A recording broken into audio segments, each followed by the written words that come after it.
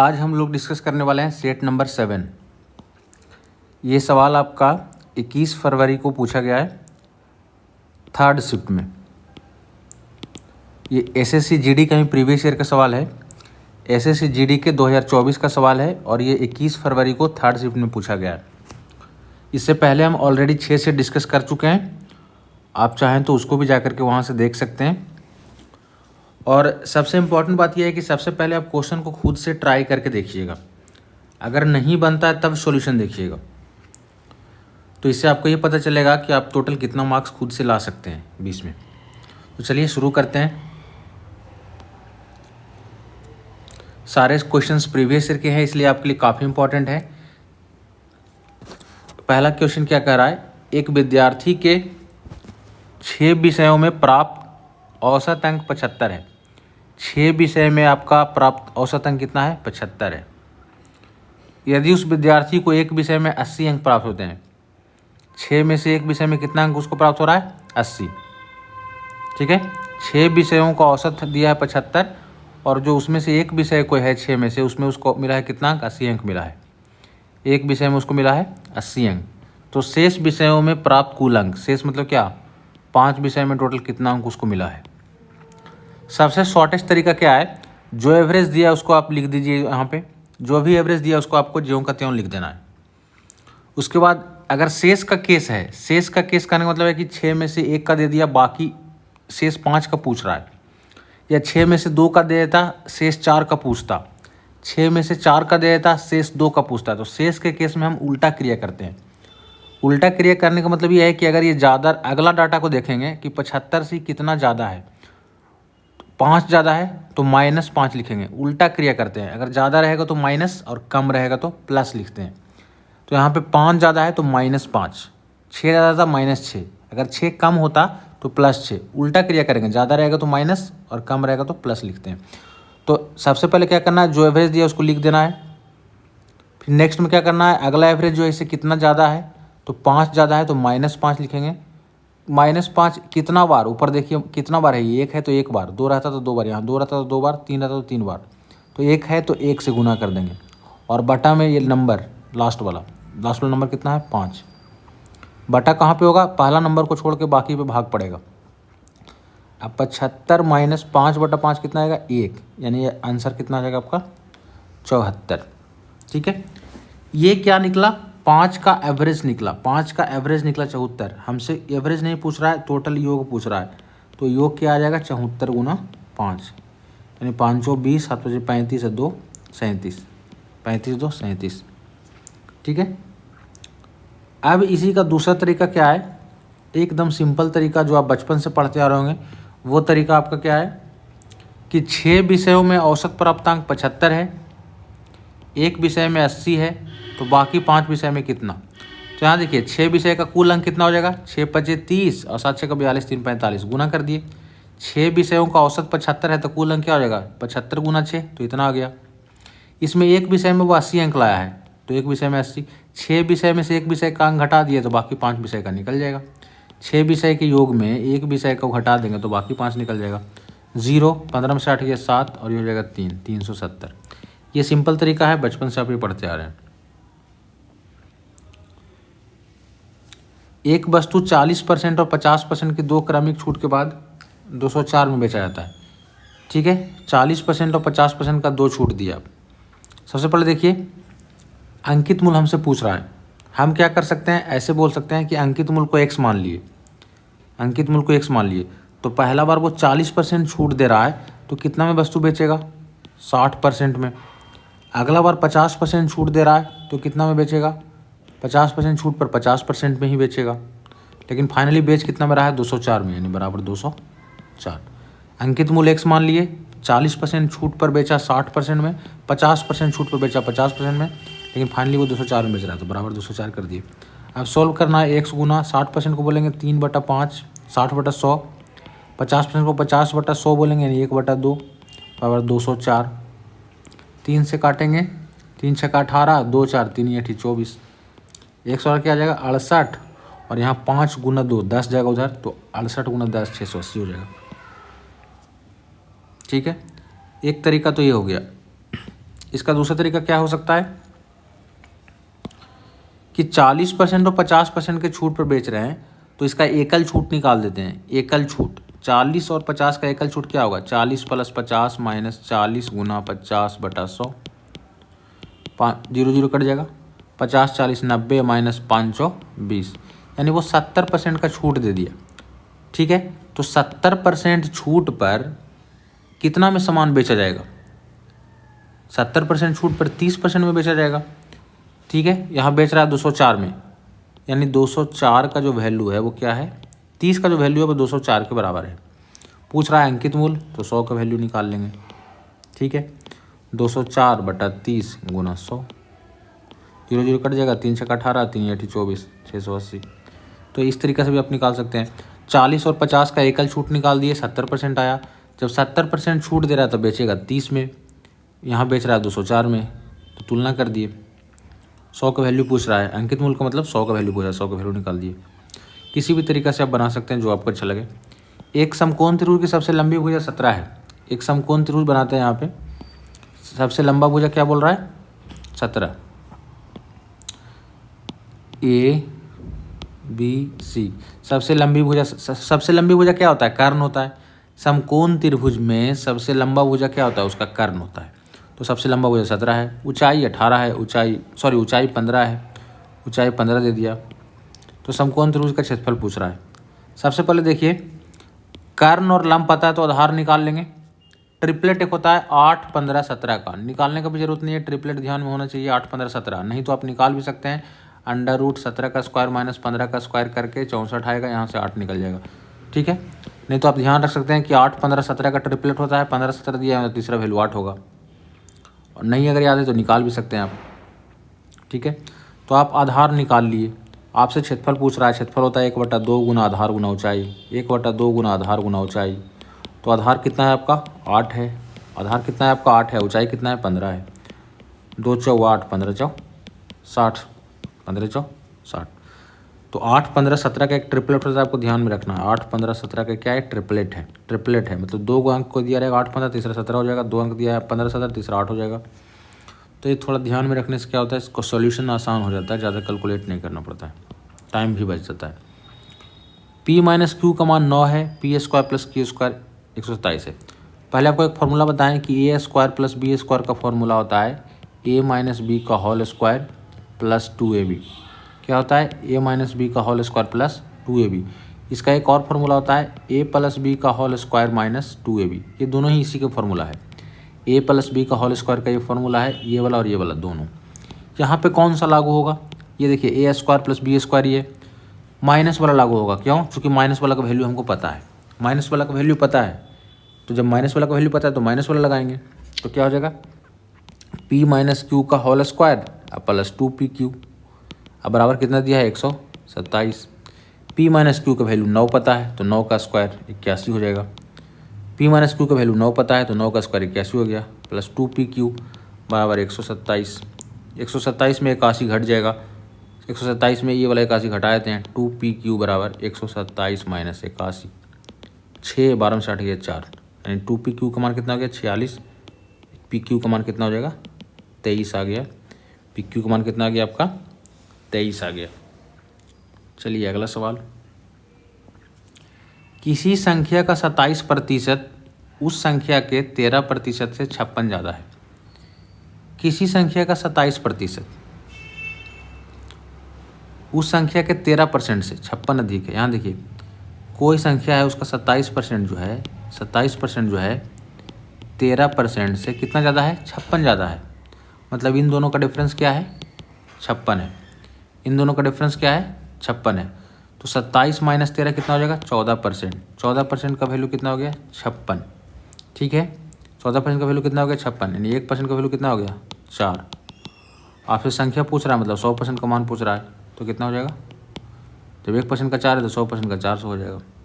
ठीक है, किसी संख्या का 27% उसी संख्या के 13% से 56 ज़्यादा है। 27% जो है 13% से 56 ज़्यादा है, मतलब 27% और 13% का डिफरेंस कितना है, 56 है। तो यहाँ से 14% का वैल्यू हो गया 56, 14 × 56 हो गया, 1% का वैल्यू 4 हो गया। संख्या पूछ रहा है, संख्या को क्या मान के चलते हैं, 100%, तो 100% का मान क्या आ जाएगा, 400। इसका और इसका मासा पूछ रहा है। HCF 2 का पावर 3 गुना 3 का पावर 5, यहाँ 2 का पावर 4 गुना 3 का पावर 6। HCF कैसे निकालते हैं? HCF निकालने का तरीका क्या है? दोनों में कॉमन ढूंढते हैं। दोनों में क्या ढूंढते हैं? कॉमन ढूंढते हैं। तो 2 3 बार है, यहाँ 2 4 बार है, यानी 2 3 बार कॉमन आ जाएगा। ठीक है, छोटा वैल्यू कॉमन होता है, छोटा वैल्यू कॉमन होता है। अगर हम 2 और 4 में कॉमन पूछेंगे तो आप क्या बताएंगे? 2। 4 और 8 में कॉमन बोलेंगे तो क्या बताएंगे? 4। उसी तरह से 2 का पावर 3 और 2 का पावर 4, तो छोटा वैल्यू 2 का पावर 3 है, वो कॉमन हो जाएगा। यहाँ भी 3 का पावर 5, 3 का पावर 6, छोटा वैल्यू 3 का पावर 5 है, कॉमन हो जाएगा। बस कॉमन नंबर होता है भाई आपका HCF होता है, यही आपका आंसर हो जाएगा। या तो यह कहिए कि दोनों जब सेम दिखे तो छोटा पावर वाला है वो आपका उसका HCF हो जाएगा।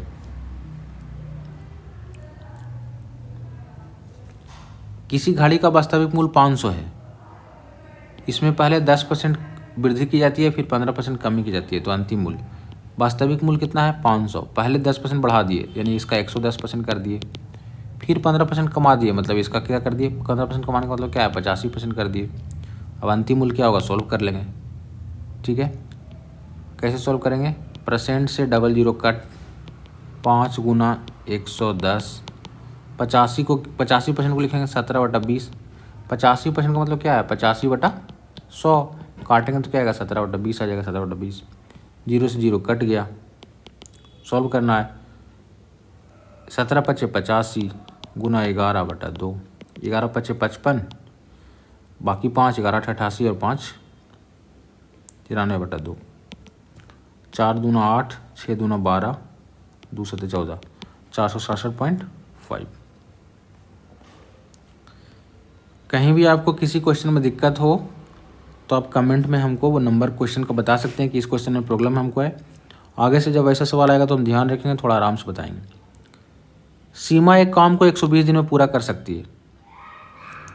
सीमा 120 दिन टाइम दिया हुआ है। अंजलि उसी काम को 144 दिन में, अंजलि उसी काम को 144 दिन में, और सोनिया उसी काम को 180 दिन में, सोनिया उसी काम को 180 दिन में कर सकती है।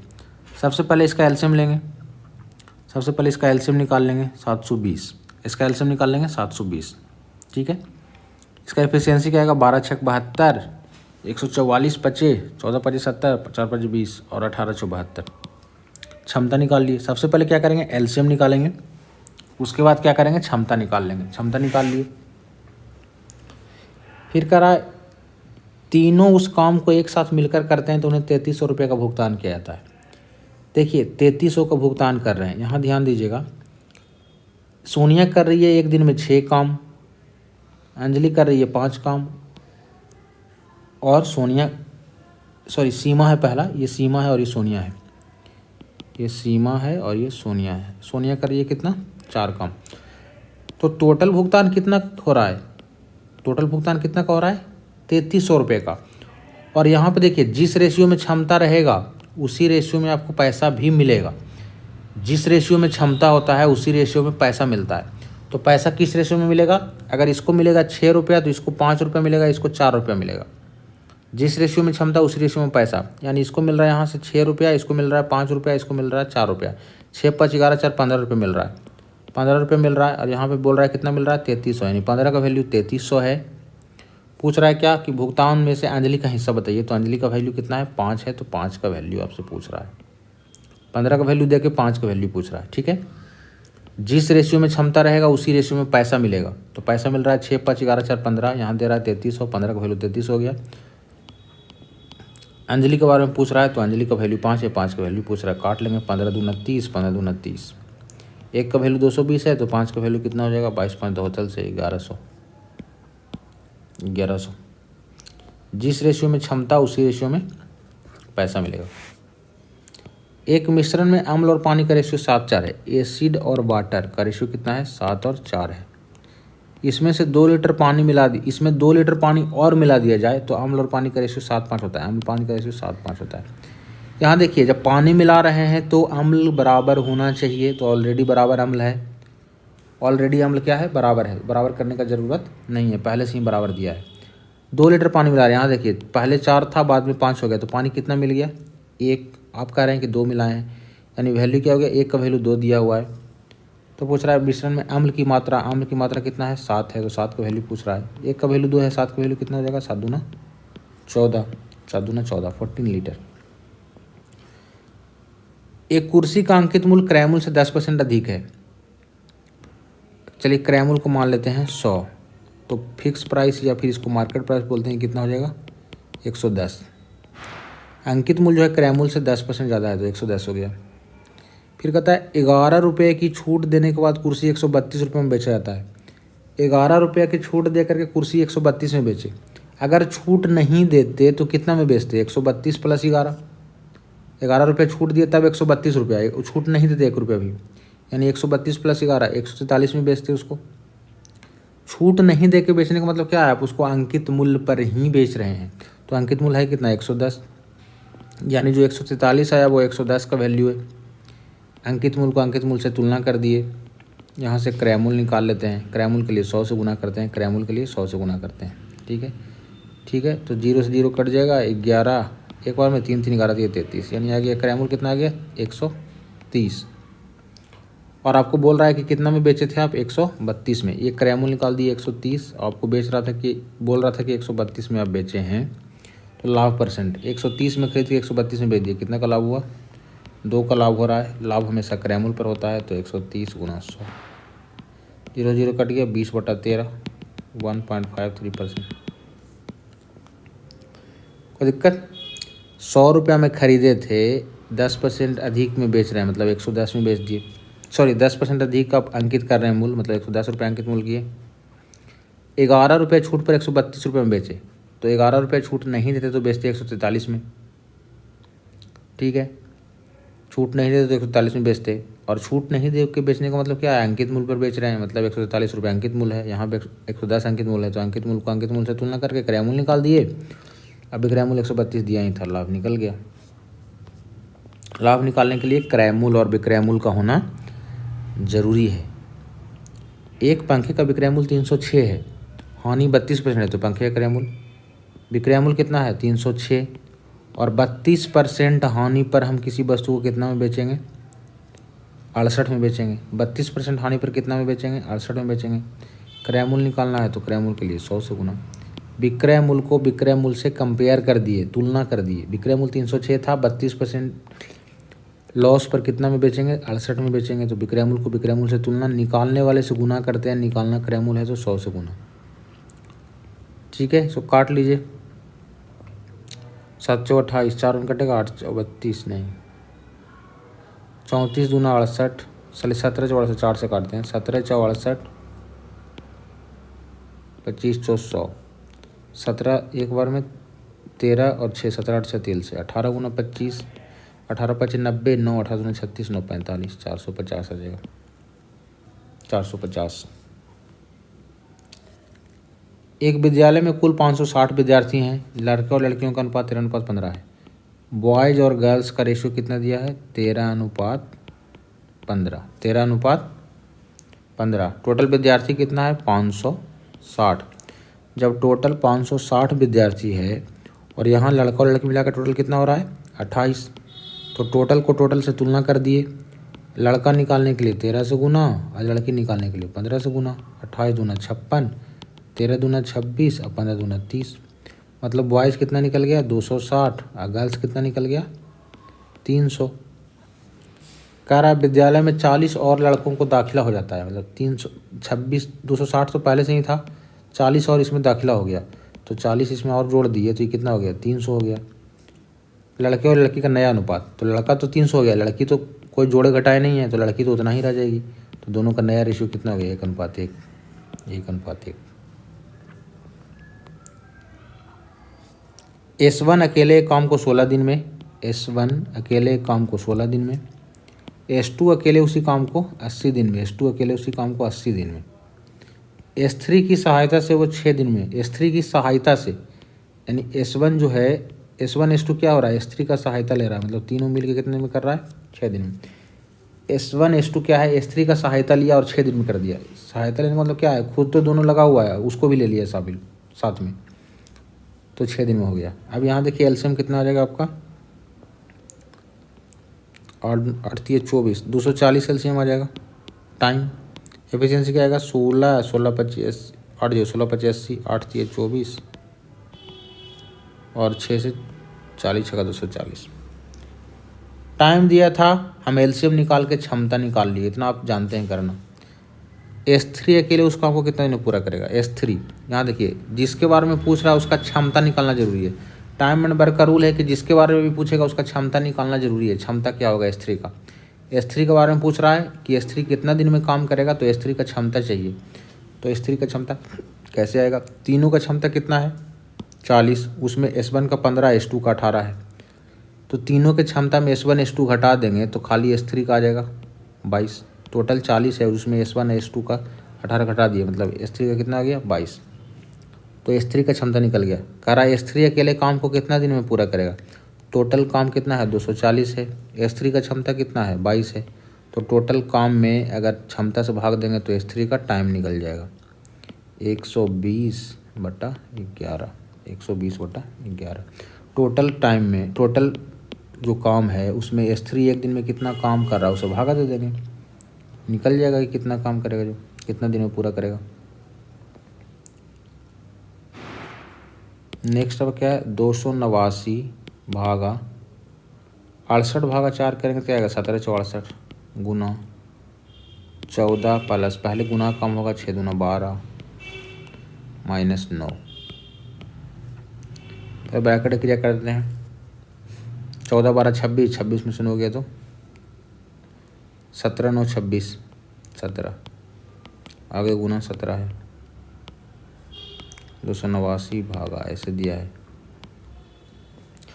ब्रैकेट का पहले कम होगा तो 17×17 कितना हो जाएगा 289।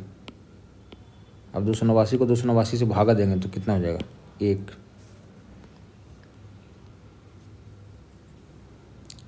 निश्चित धनराशि पर 13% वार्षिक ब्याज की दर से 5 वर्षों में साधारण ब्याज प्राप्त होता है 2275। तो धनराशि बताइए, साधारण ब्याज कितना है 2275, 13% की दर से 5 साल में कितना ब्याज मिलेगा 13×5 = 65। साधारण ब्याज का फॉर्मूला क्या होता है, शॉर्ट फॉर्म होता है RT। R है 13, T है 5, तो 13×5 क्या हो जाएगा 65। साधारण ब्याज कितना आ गया 65%। साधारण ब्याज दिया है 2275, तो साधारण ब्याज को साधारण ब्याज से तुलना कर दिए, निकालना धनराशि है, धनराशि अपने आप में 100 होता है तो 100 से गुना कर दिए। दिए का तुलना दिए से करना है, ब्याज दिया है तो ब्याज का तुलना ब्याज से कर दिए, निकालने वाले से गुना, निकालना है धनराशि के लिए 100 से गुना। 13×5 = 65, 20×5 = 100, 13 एक बार में, 13 9 22 9 7 13 7 91, 13×5 = 65, 175 × 350, मतलब 3500 रुपये आपका आ जाएगा।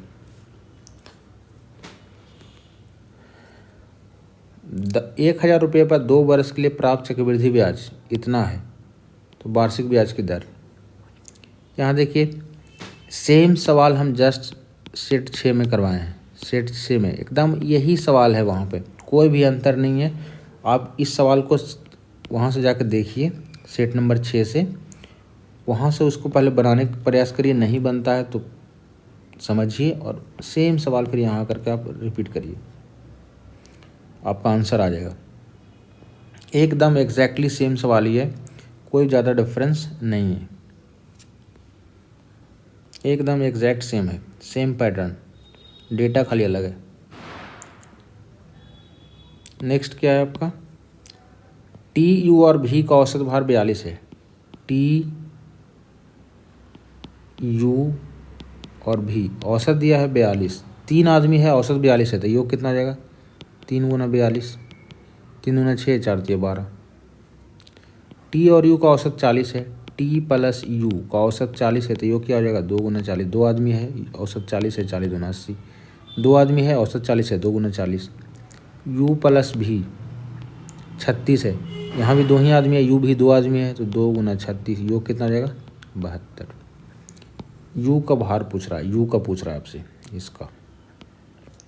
यहाँ देखिए टी और यू को 80, इसमें टी और यू 80 यहाँ रख देंगे तो भी का निकल जाएगा, तीनों को जोड़ के 126 है, इसमें टी और यू कितना है 80 है, टी और यू यहाँ से 80 है, तो बाकी ये कितना हो जाएगा 126 में 80 घटाएंगे 6 46 आ जाएगा।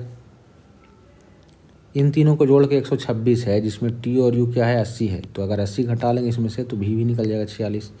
अब देखिए भी हमको आ गया यहाँ 46, भी क्या आ गया 46, और दोनों को जोड़ के 72 है। तो यू कितना आ जाएगा, 72 में 46 घटा देंगे, 12 में 6 गया 6, 6 में 4 गया 2, 26 आ जाएगा। दोनों को जोड़ के 72 हो रहा है, 72 में से भी हमको पता है 46, तो 46 घटा लेंगे तो यू निकल जाएगा। कौन सी संख्या 11 से विभाज्य है? ये भी सवाल इसके जस्ट पहले वाला सेट में आया था कि कौन सा संख्या 11 से विभाज्य नहीं है। 11 से विभाज्य होने का तरीका क्या होता है, अल्टरनेट नंबर का सम देखते हैं। अल्टरनेट का सम 9 6 15, यहाँ 4 1 5। अगर अंतर 0 या 11 से विभाजित कोई नंबर आए, 0 या 11 से विभाजित कोई नंबर आए तो 11 से विभाजित होगा। 0 या 11 से विभाजित कोई भी नंबर आए, या 11 आ जाए, 22 आ जाए, 33 आ जाए, -11 आ जाए, -22 आ जाए, -33 आ जाए, तो 11 से विभाज्य होगा, अदरवाइज नहीं विभाज्य होगा। तो यहाँ 10 हो रहा है, 11 से विभाज्य नहीं है तो नहीं विभाज्य होगा।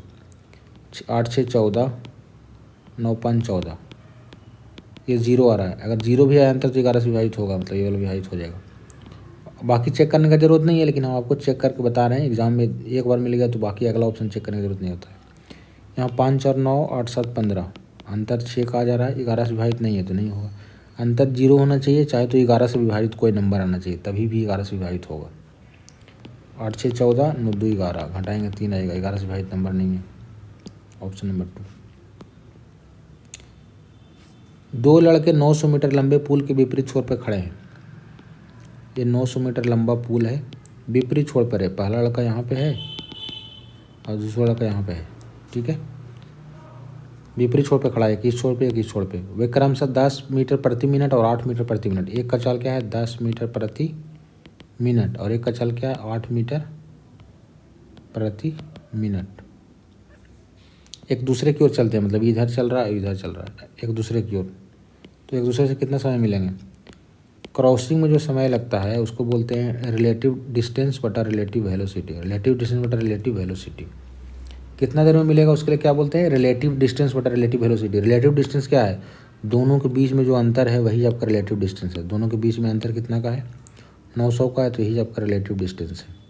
रिलेटिव वेलोसिटी क्या है, अगर दोनों अपोजिट डायरेक्शन में चल रहा है तो चाल जुड़ जाता है। यहाँ पे देखिए एक इधर आ रहा है तो अपोजिट में चल रहा है, चाल जुड़ जाएगा 10 8 18। ये मीटर में है, यहाँ पे 18 मीटर प्रति मिनट। 18 5 90, मीटर से मीटर कट जाएगा, मिनट में आ जाएगा। यानी समय कितना लग जाएगा 50 मिनट लग जाएगा। कितना लग जाएगा टाइम 50 मिनट लग जाएगा टोटल टाइम। चलिए लास्ट सवाल आपका है, एक वस्तु के क्रयमूल्य और विक्रयमूल्य के बीच 120 का अंतर है। क्रयमूल्य और विक्रयमूल्य, लाभ का प्रतिशत 10 है। लाभ का प्रतिशत 10 है, मतलब है कि अगर क्रयमूल्य 100 है और 10% लाभ हो रहा है, मतलब 110 होगा विक्रयमूल्य। अगर क्रयमूल्य 100 मान लिए 10% लाभ है, मतलब कि 100 का सामान 110 में बेच रहे हैं, तो यहाँ से क्रयमूल्य विक्रयमूल्य का रेशियो निकाल देंगे तो 10 11 का रेशियो आ जाएगा। कह रहा है कि वस्तु का क्रयमूल्य और विक्रयमूल्य में 120 का अंतर है। यहाँ पे देखिए क्रयमूल्य 10 हो गया, विक्रयमूल्य 11 हो गया। अंतर कितना का हो गया 1 का। अंतर बोल रहा है 120 का, तो अंतर को अंतर से बराबर कर दिए, यानी 1 का वैल्यू 120 दिया हुआ है। विक्रयमूल्य पूछ रहा है, विक्रयमूल्य 11 है, 11 का वैल्यू पूछ रहा है। 1 का वैल्यू 120 है तो 11 का वैल्यू क्या हो जाएगा 0 11 दूना 22, 11 और 2 13, 1320 आ जाएगा आंसर। अगर वीडियो अच्छा लगे तो कृपया वीडियो को लाइक एंड चैनल को सब्सक्राइब कर दें और अपने दोस्तों में भी जो भी जीडी का तैयारी कर रहे हैं उन पे ये सवाल